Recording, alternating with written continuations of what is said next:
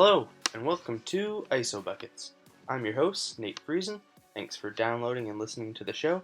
If you want to be notified when a new episode drops, make sure you subscribe to the show on Apple Podcasts, Spotify, or wherever you get your podcasts. Also, feel free to follow the show on Twitter or Instagram at ISO Buckets.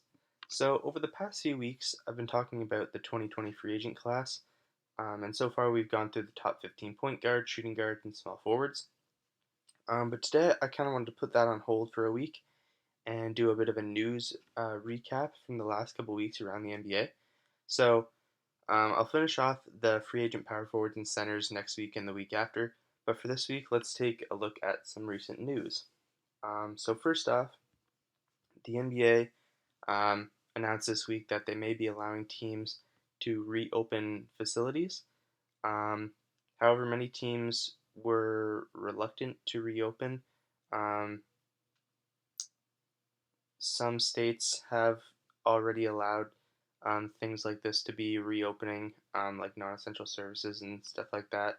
Um, and so I guess the NBA is thinking um, if we can get some teams to open their facilities and then for the teams where their states have not yet allowed um, them to reopen, they can kind of work around that and either move these teams to like a practice facility in a different state or something along those lines. I'm not entirely sure how they're going to find a workaround for the teams that are unable to open their facilities. Um, but either way, as I mentioned, some teams are reluctant to reopen, not just because of the competitive advantage that it may create for teams that aren't able to reopen their own facilities, but teams are saying that they're concerned for their player and staff health and safety, which is obviously a valid concern around these times. I don't think it's ever going to be at a point where we're going to be comfortable opening facilities and things of that nature. I think eventually it's just going to have to happen, and there's going to obviously be no guarantee that it's 100% safe. Um, but eventually we're going to have to get back to some sort of normalcy. So I see kind of where the NBA is coming from. Obviously, they want to get the season back up and running as soon as possible. There was also a report that some agents and executives want to completely cancel the season. LeBron James immediately tweeted that that's completely untrue, which obviously that's not true. I mean, maybe some agents and executives said it kind of as a joke. I'm not entirely sure. But, I mean, that obviously makes no sense. I mean, everyone, the agents, the team executives, the players, everyone loses money in that situation if the season is just completely canceled. So it just obviously makes absolutely no sense for that to happen. I mean, the NBA is even considering playing at Walt Disney World in order to prevent that from happening. So yeah, that's just not going to happen. I mean, even if they have to play the remainder of the season in into October or November, where next season would have been starting, I think that's probably something that they'll do if they have to do it. Um, but I think that I doubt it'll come to that. I think they'll likely be able to kind of finish up the rest of the season either either this summer um, or they'll just cancel the season and do the playoffs in the summer. Either way, I think the NBA will figure it out, and if it has to be in Walt Disney World or even in Las Vegas or somewhere else, I think that the remainder of this season, or at least the playoffs at the very least, will be happening. Um, but kind of going off that as well. So if the regular season or the playoffs is pushed into the summer, so it likely won't be starting until June at the earliest, I'd say, maybe mid-May. Um, that means that the draft that's originally supposed to be on June 25th is likely to be pushed back I think Kevin O'Connor came out the other day and said that the NBA draft is likely to be pushed back to August or September, which obviously makes sense. But this also means that free agency is likely to be pushed back to August or till probably like October, November. Um, and then this also means that next season may not start until December, which has actually recently been rumored that the season that the 2021 season may not be starting until December of 2020, um, which would be interesting. I think that would also mean that next off season would also be pushed back, similar to this year with August September draft, October November free agency if the season's going to be only ending in July or August. Um, so I'm guessing if this does happen, where next season doesn't start until December 2020, that likely leads to this being a change forever for the league, or at least for the foreseeable future, because once you get into that kind of uh, like yearly league calendar, I think it would be awfully difficult to go back. Um, and this was something that was proposed at the Sloan Conference this past year. A lot of people were talking about this potential change even before um, it was potentially forced upon us. And I believe I recall like a lot of media members really not kind of liking this idea.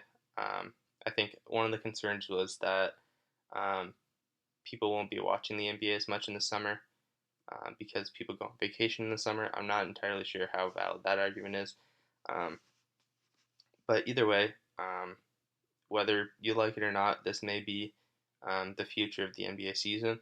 I think it'll be cool to see something new, I guess. And the obviously the biggest bonus to this is that there will be less overlap with the NFL season, um, which I think would be actually pretty cool. I find usually when it comes to um, I usually pay like a lot more attention to the NFL during like the off season and kind of the beginning of the NFL season. But then once the NBA season really starts going, um, the NFL just kind of gets onto the back burner. And I think it'd be cool for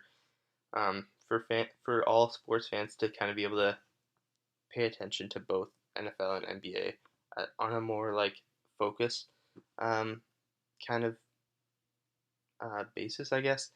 Um, yeah, so I think it could actually work out pretty well for both the NBA and for the NFL as well. Um, so the next bit of news is the Brooklyn Nets head coaching search is, I guess, underway. So Mark Stein came out and said that Tyronn Lue, Jason Kidd, Mark Jackson, Jeff Van Gundy, Mike Brown, and their current interim coach, Jacques Vaughn, are all in the running for the permanent head coach position um, for the Brooklyn Nets. Um, so I guess I'll just quickly run through each of those candidates. So, um, yeah, the first one I mentioned was Tyronn Lue.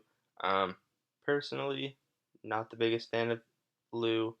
Um, However, he did coach Kyrie Irving back in Cleveland and brought them a championship. So I think Tyronn Lue's shown in the past with Cleveland that he's kind of a coach that's willing to do whatever his star players want him to do, um, which seems to be the kind of coach that Kevin Durant and Kyrie want in Brooklyn.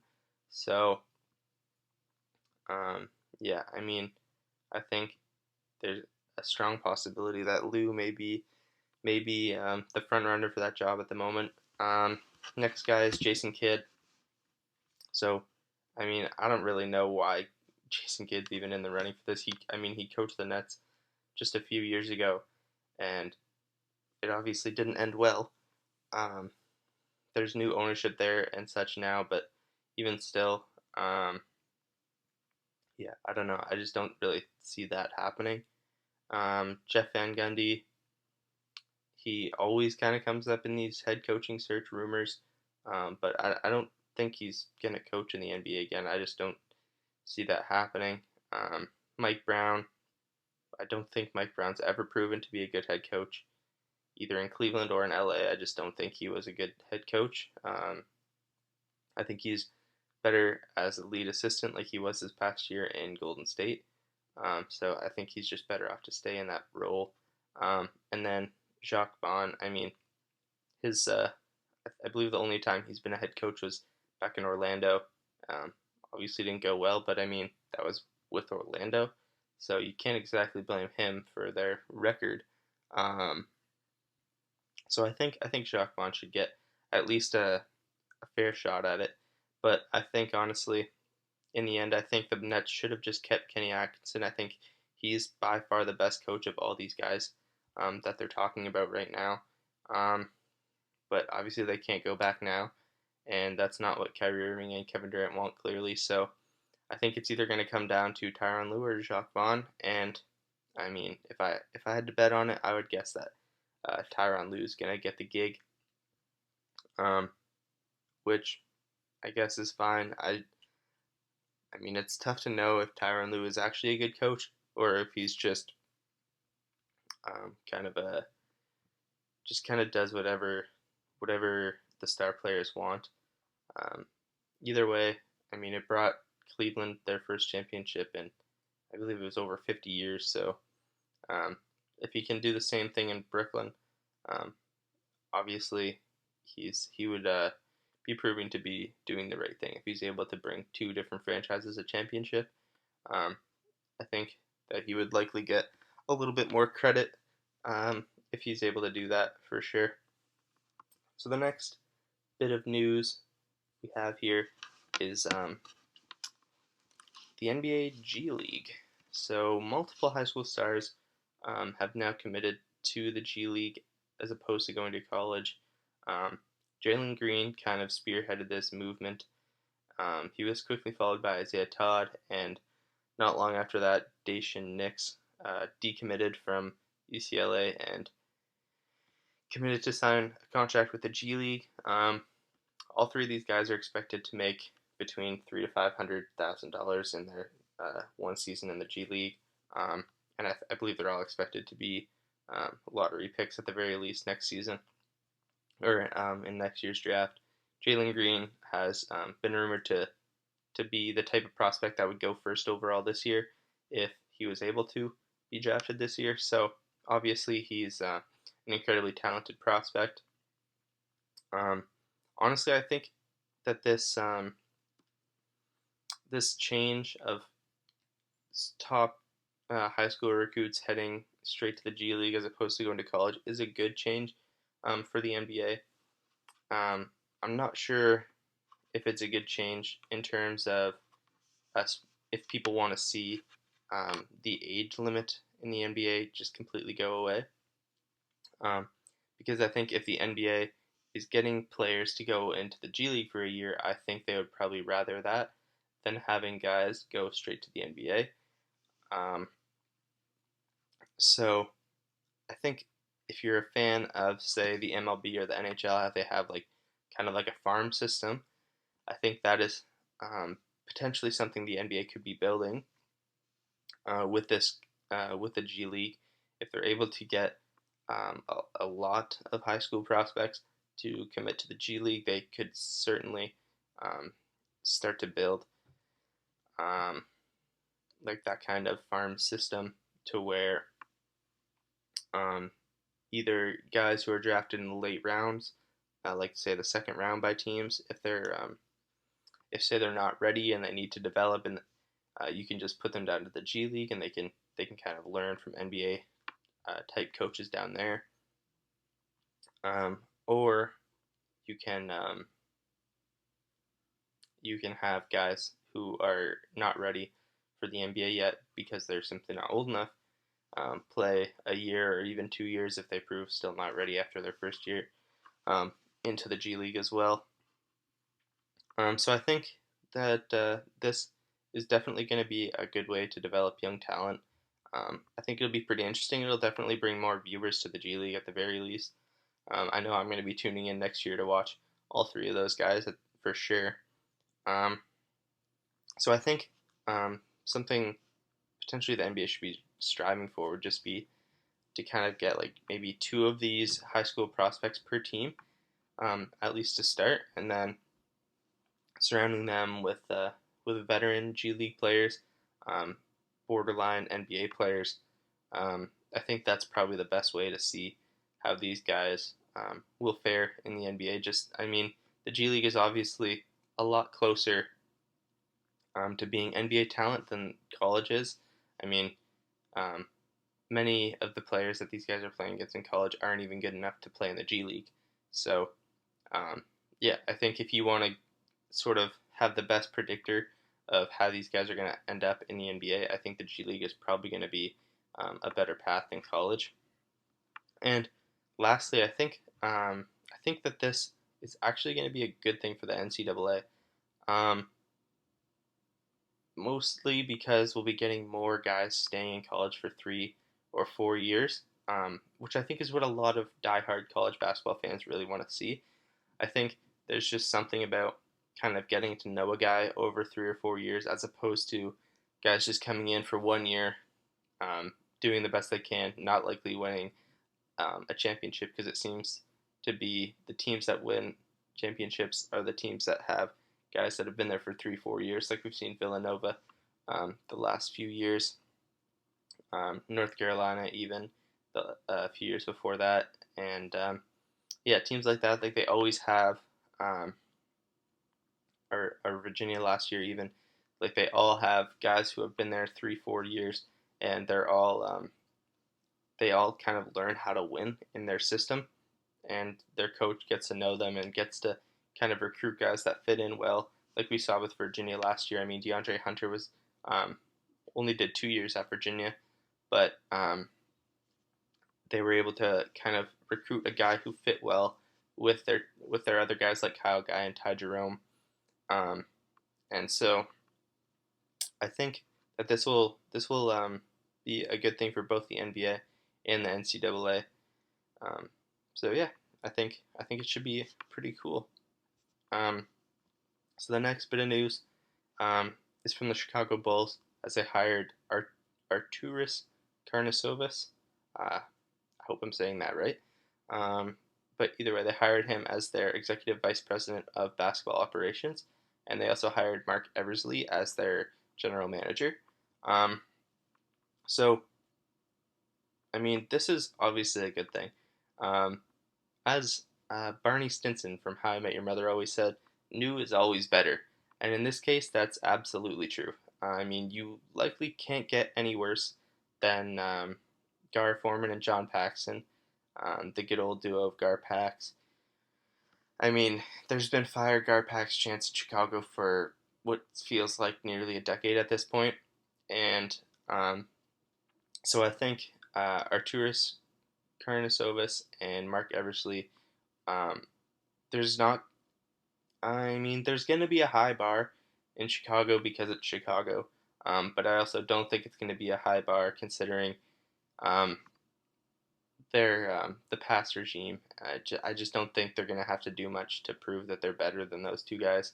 Um, so, I mean, I've seen a lot of people concerned about John Paxson still having somewhat of a say in these front office decisions, but I mean, uh, I don't think that's going to be really a big deal. I think if he's there kind of advising, as long as he's not the ultimate decision maker, I think he could probably still be a good contributor in the front office there.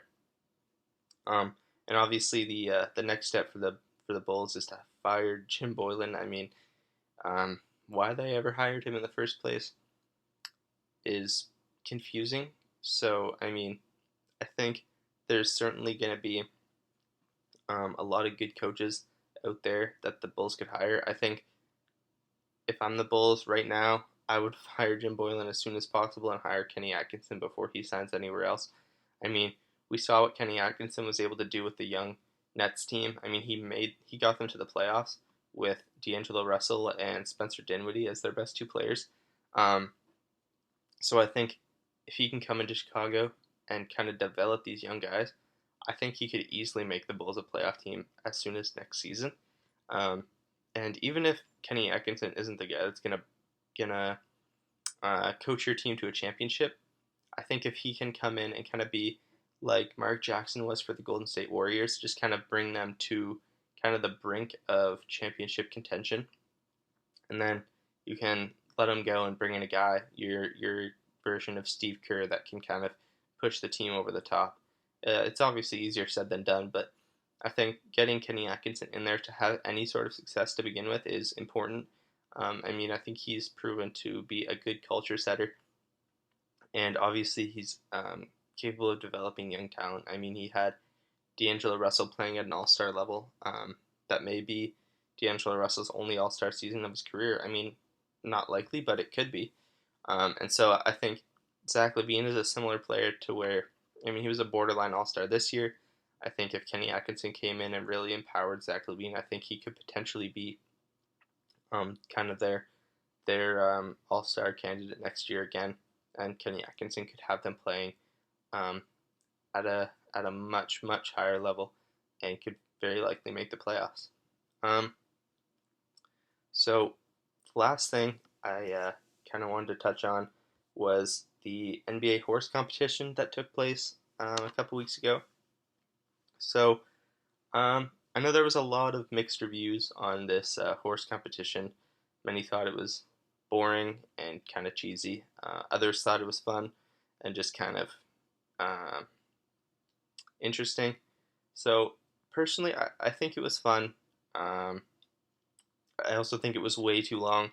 I mean, 4 hours of horse is just too much horse, if you ask me. Um, Personally, I also watched the highlights on YouTube, which was so much better. I think it was a total, like all 3 rounds was a total of, I don't know, maybe an hour total on the YouTube highlights. So it just showed like every single make, and it even showed a bit of the banter, which was like the best part. I mean, Mike Conley ended up winning, and I mean, deservedly so. He had um, just an array of tricks up his sleeve. Um, I mean, Mike Conley was built for a horse competition, especially with his ambidextrousness. Um, so I think it was pretty cool. Mike Conley with his behind the backboard layup, pretty impressive shot, and then just kind of fooling guys with his offhand 3 pointers, making a right-handed 3 pointer look easy for a left-handed shooter. I mean, honestly, if you saw Mike Conley shooting right-handed, um, you likely would think that he's a right-handed shooter. Just, I mean, his form was perfect, and I mean, he seemed to make every single one. So, um, yeah, so it was pretty cool. I think another big thing that came out of it was Zach LaVine's borderline cheating. I mean, he was jumping out of the gym and just laying it in, just kind of jumping and putting the ball over the rim and not touching the rim. I mean, he was pretty mean to Paul Pierce and the WNBA player that he was against. I forget her name, but either way, I mean, Zach LaVine was just toying with people with his athleticism, which was funny. But he was not able to do the same thing against Mike Conley in the finals. Conley was just too crafty, too tricky for Zach LaVine. But yeah, I think the coolest thing to come out of this was just like the banter, and I know a lot of people thought it was pretty cool to see the NBA players' houses and their home courts and stuff like that. Um, even the outdoor courts like Zach LaVine had. I think that was pretty cool.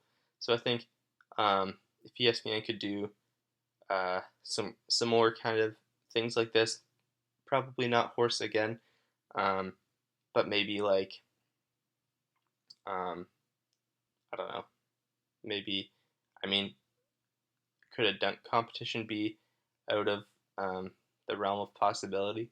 I don't really think it could be.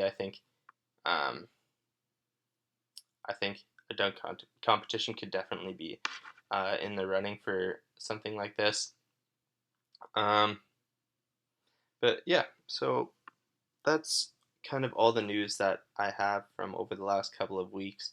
As I mentioned, I will get back to doing the free agent classes next week. We'll look at the power forwards. The week after, we'll look at the centers. Um, so yeah, that's all I have for this week. Once again, thanks for tuning into ISO Buckets. Remember to like, subscribe, rate, review, all that fun stuff. I'd really appreciate it. And I will talk to you next week.